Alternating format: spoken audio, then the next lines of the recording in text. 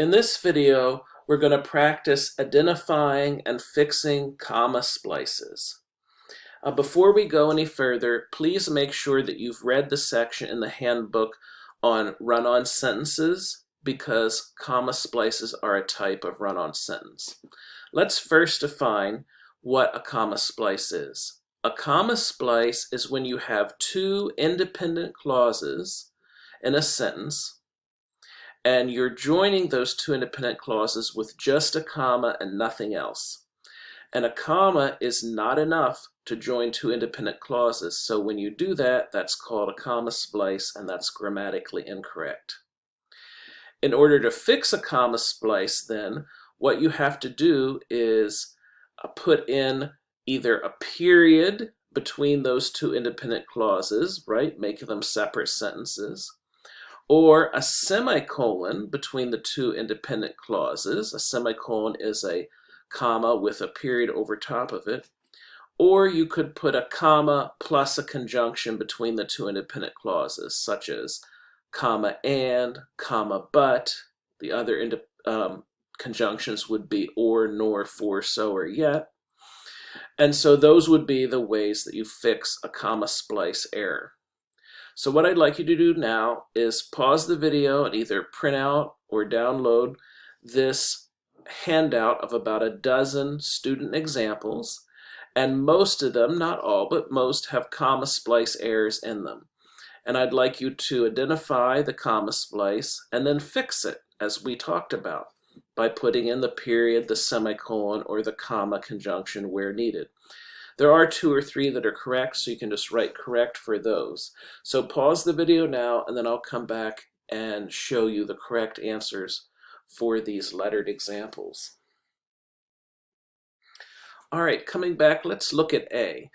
This is a comma splice because if you look at either side of that comma, both sides are independent clauses. They each have a subject, a verb, right? Subject, verb, and there's no subordinating word in front of them, like while, whether, if, as, something like that.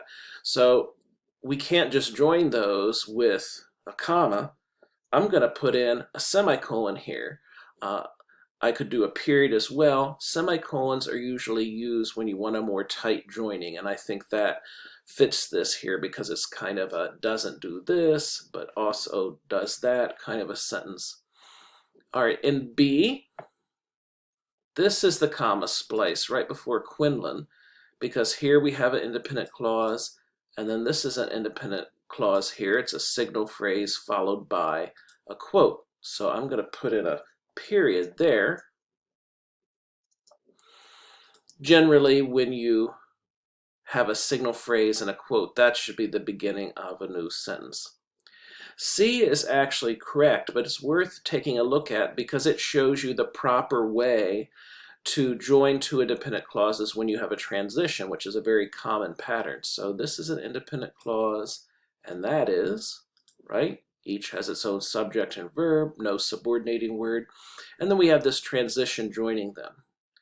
So the pattern you want to get used to here when you have this kind of a sentence is a semicolon before the transition and a comma after it. You could also have a period before the transition and a comma after it as well. So that's a common pattern you should keep in mind. All right, D, this is the comma splice here because between these are two independent clauses. So you could do either a period or a semicolon there. Same thing here, that's the comma splice, so that should be a period or a semicolon. Here in F, the comma splice is there. I'm going to do a semicolon there because those two independent clauses seem very closely joined. In G, the comma splice is here, and this is a trickier one because you have this very short independent clause, but it is an independent clause because the subject is most and the verb is cannot, right? And then you have this new independent clause starting here, it, and then the verb is would cause. So you need either a period or a semicolon there. Sometimes short independent clauses get people into trouble and they don't realize they need to still punctuate them as an independent clause and not just put a comma. All right, let's take a look next at H.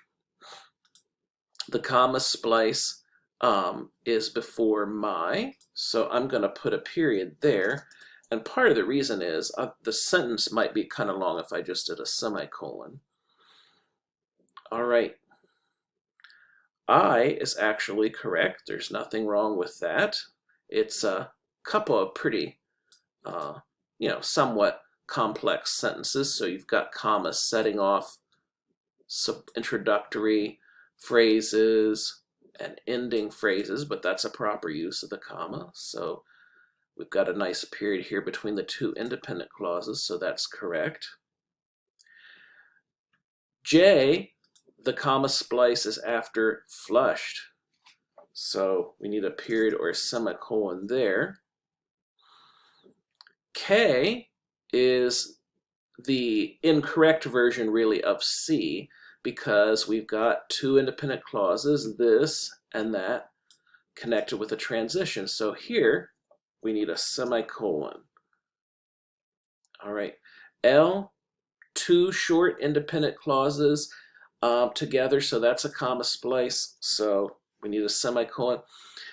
When you have two short independent clauses together, that often gets people into trouble because they're kind of so short and they lead very much one to another. People assume just a comma will work, but if each one is independent, right, as these are, they both have subject, verb, then, and there's no subordinating word, then they need either a period or a semicolon there. I would do a semicolon here because they seem to be very closely tied. All right, so in your own writing, pay attention to when you have more than one independent clause in a sentence, and make sure you're joining it properly. Don't just put a comma and nothing else between two independent clauses. Instead, join them with either a semicolon, a comma plus a conjunction, comma and, comma but, etc., or just make them separate sentences with a period.